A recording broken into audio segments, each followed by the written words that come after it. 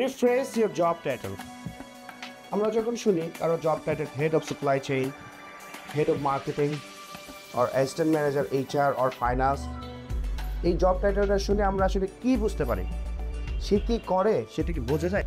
সে কী অর্জন করেছে, সে কী করে এটা কিন্তু বোঝা যায় না। তাহলে কী করতে হবে? আমরা এটার জন্য স্কিল ম্যাপ করতে পারি। স্কিল ম্যাপটা কি? আমাদের ভেতরে কী কী স্কিল আছে সেটা আমরা আগে ম্যাপিং করতে পারি বা লিখতে পারি।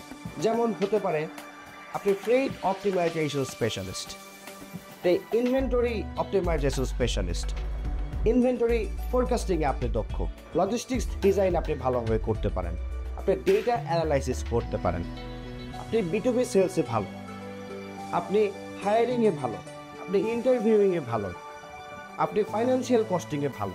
এগুলো আমরা যখন লিস্ট ডাউন করবো, এটার নামই হলো স্কিল ম্যাপিং। স্কিল ম্যাপিং করার পর আপনার যে মূল দক্ষতাগুলো সামারাইজ করে এক শব্দ বা দুই শব্দে নিয়ে আসুন। নিয়ে এসে আপনার জব টাইটেলটা যদি এমন দাঁড়ায় head of supply chain logistics optimisation specialist, head of supply chain business accelerator, অথবা হতে পারে professor marketing, assistant manager marketing, data analysis specialist, procurement manager, supplier negotiation and risk management specialist. এই ধরনের টাইটেলগুলো যদি আমাদের জব টাইটেলের সাথে রাখি, তাহলে একজন রিক্রুটার অথবা একজন আমাদের স্টেক হোল্ডার আমরা কী করি এটা কিন্তু বোঝা যায়।